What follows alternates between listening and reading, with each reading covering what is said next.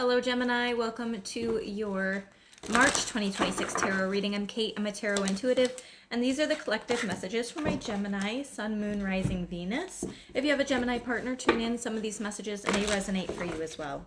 Now, starting off, I woke up this morning with a headache from hell. Migraines might be something that you start to deal with. Pressure at the base of your skull. I feel like putting some pressure there with your fingers and like massaging a little bit could help relieve it a little bit or provide a little bit of relief. That's only going to resonate for some of you. If this is not resonating, that's okay. Take what resonates, leave the rest. To start out with an overarching theme, you have number 13, release. The end of a phase or situation, spiritual transformation, time to move on. This would be like the death card in the traditional tarot. Okay, if you'd like to work with the archangels, this is associated with Archangel Azrael. So it's the ending of something, end of a job, end of a relationship. Maybe some of you are moving, because that phrase time to move on is really standing out. So maybe it's associated with a house or a car for some of you. Could even be the end of a friendship. It could also be I'm done living my life in this particular way. I'm some of you, there's like a habit that you're kicking and you're starting some type of routine where you're really disciplined. You have the Emperor, and some of you might have more of a fiery personality. Even though you're an air sign, you could be like a Sagittarius rising or an Aries rising potentially, especially Aries because the Emperor represents Aries energy. Or maybe you have like an Aries partner as well. It feels like some of you are getting fired up about something. Some of you are getting fired up in a way where you're upset. Others are getting fired up in a way where you're getting excited. So hopefully it's, and then you have the Knight of Wands behind that. It's in reverse. Make sure that you're not making any type of important decisions out of a place of anger and frustration, that it's coming from a place where I've thought about this, I'm grounded in this decision. But I also feel like if you do make a harsh decision, you're going to end up standing by it because there's a stubbornness that is coming out here.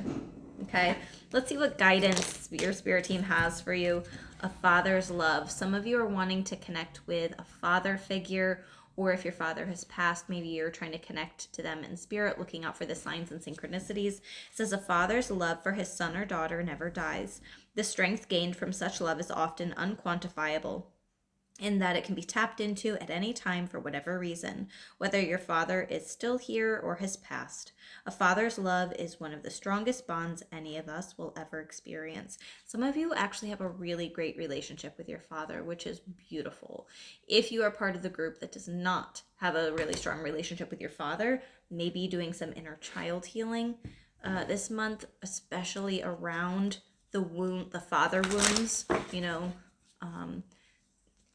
I feel like some of you are grieving the loss of a father figure, even if they're still here. There's this understanding that even though they're still here, I know that I'm never going to have the relationship with them that I would love to have. They're just not there. Or maybe I'm not there ready to forgive. There's an element of forgiveness that is coming up for some of you. Okay, what else? You have the Six of Cups reverse. Some of you, either there was a falling out with a sibling or a relative or a longtime friend. Six of Cups reverse. I'm just hearing the words falling out. Or maybe you haven't felt as connected to somebody. Four of Cups.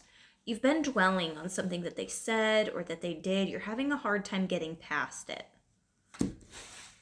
And you also don't trust them. There's an element of not trusting them. Because that cat that's looking down in the fishbowl, it's like, when is that cat going to pounce? It's almost like you're waiting for them to, like, fuck up again, right? It could even be an ex that's trying to re-enter your life, or maybe you and a partner. This is somebody that you had a loving connection with, but it feels like maybe something is off. I know that these are, like, lily pads here, but they're reminding me of like a lotus flower and how it grows in the grossness, right? It has to go through certain stages. I feel like there's a relationship that the energy of it is just not feeling super great right now, and you don't really know where to go. You don't know whether you want to try to heal the relationship or just completely give up on it.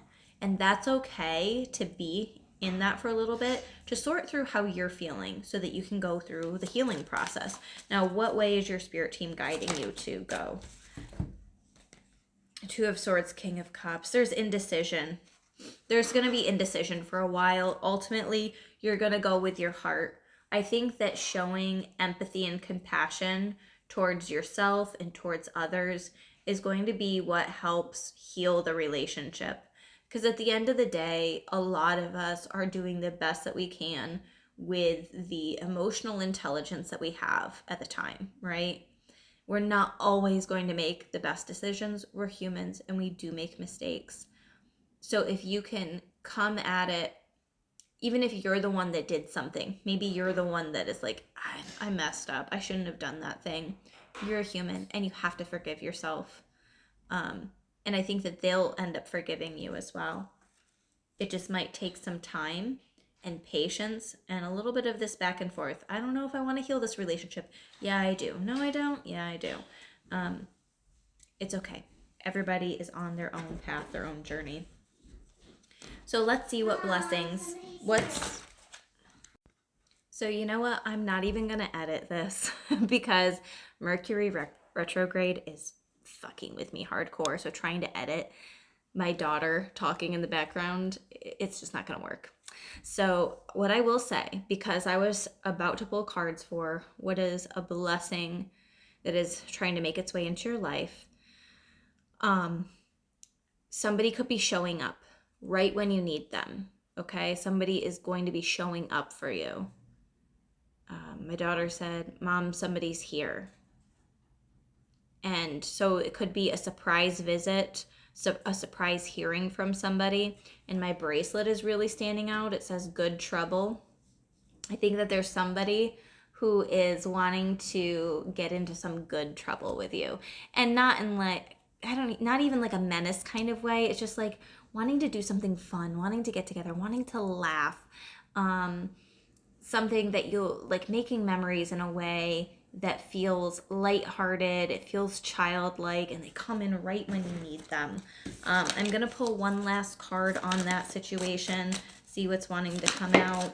The Moon card. Yeah, this is a surprise. You didn't see it coming. But I love how it's, two ladies who are out, naked under the moon. They're just having a blast. They're not bothering anybody, but they're having a good time. So that is the energy that I'm picking up on for you, Gemini, for September. Oh my gosh. For March 2026. There could be something significant happening for you in September with that. Like, why would I have said that? Maybe this person has a significant date in September. Maybe it's like a birthday or an anniversary or something like that. So pay attention to that. But if you would like to book a personal reading, you can do that on my website, theenchantedpalette.com. Otherwise, please hit the like button, follow me for more videos like this, and comment anything that was resonating.